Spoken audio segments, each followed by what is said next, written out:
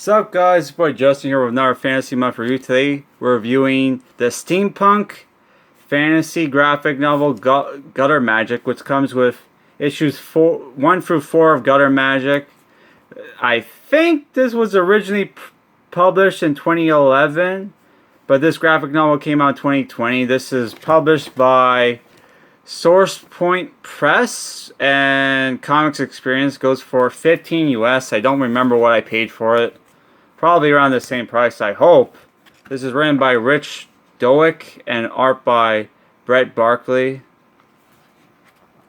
So yeah, we have an introduction by the son of Roger Lazenby, who's a famous fantasy / science fiction writer. I really need to read this guy's books, or his father's books. I don't know what he does.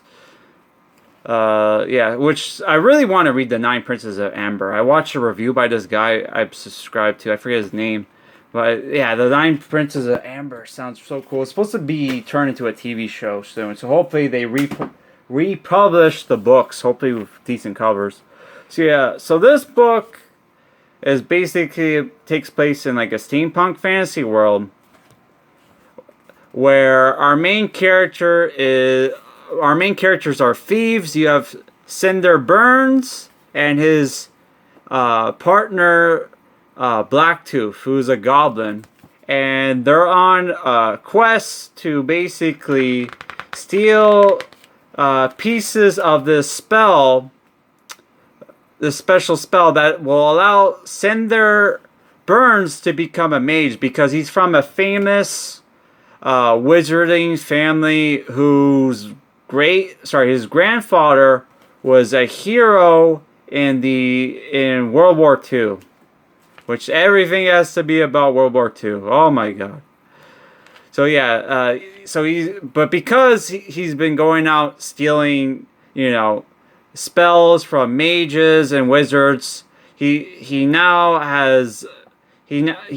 made enemy of a powerful sorceress called the Morgue, who has an undead daughter named Shiver, who controls this gang of cutthroats. And this character was probably the worst thing about the book, because she's basically she died when she was young, and because of that, she's stuck as a kid, which her mom resurrected her.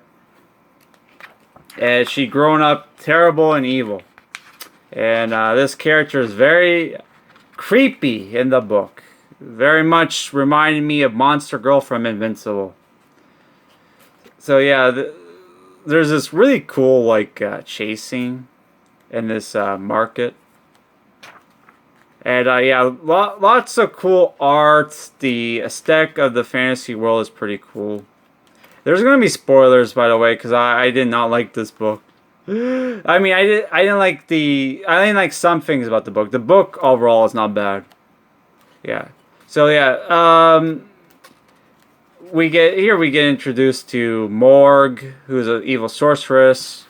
There's Victor, the cousin of Cinder Burns, who hates his cousin because he brought shame to the family name and the fact that he doesn't have magic, which, oh my god, the twist at the end of the book makes those. I wouldn't say it makes no sense, but yeah. So yeah, there's a cool scene where they have a heist, and they get on board an airship, and there's this cool aerial battle, and a dragon shows up. Which there's the dragon. And by the way, the little girl has a crush on the main character, which is not like I said. She's stuck as a little girl. She's basically, I think it's implied that she's around the same age or even older than our main character, which is, oh my god, so creepy. But yeah, there's this cool battle with the dragon on the airships. Yeah. So yeah, and it turns out the person who wrote the spell that allow our main character to use magic was created by Oppenheimer. Yes, the Oppenheimer, who's supposed to be over 100 years old. Maybe. So yeah. Here we get the tragic backstory and ends with our main character being thrown in jail. But it's okay because, you know, he finally got what he wanted, was learning magic. And here's the cover gallery. Very anime-esque covers, which is by Fei Chan and other people. Yeah. That's probably the best cover. The main art is good. So what did I think about this book? I thought the art design, the aesthetic was really cool. I like the world. Like I like steampunk and magic, man. That's a good mix in my opinion. I wish there were more, you know, books or comics with that aesthetic. The only thing that comes to mind is the one book we reviewed, Aerosmith, though that didn't really have steampunk stuff in it. But that was like, you know, World War One, so there was, you know, kind of World War One is like steampunk is usually has like, you know, late 18th, 19th century like aesthetic. So yeah, aside from that, like there's not a lot of steampunk fantasy that I know of. Which if anybody can recommend me any steampunk fantasy comics or books, let me know in the comments. I know there's a famous computer RPG, but yeah, I only play console games. So yeah, I enjoyed the book. Really cool aesthetic. I like the camaraderie between the two main characters. And the twist was kind of cool, but the twist also made no sense. Kind of made no sense. Because it's like, our certain characters hate our main character because of, you know, he can't do magic. But then, spoiler alert, it turns out his own family can't use magic. Weren't born with magic. They got it from Oppenheimer, who developed the means to create artificial mages. And that's how the West won the war in World War II. So their whole family's lineage was a lie. But despite that, you know, our main character still feels he's owed magic abilities. Which is like, okay, whatever. I did not like the creepy little girl character. That was, oh my god. People accuse Japan of that shit all the time, but they're not the only ones who do that shit. The West does it too sometimes.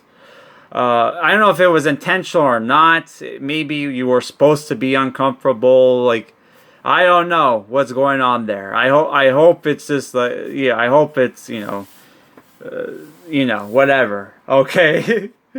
But like another major problem with the book is the dialogue was not good.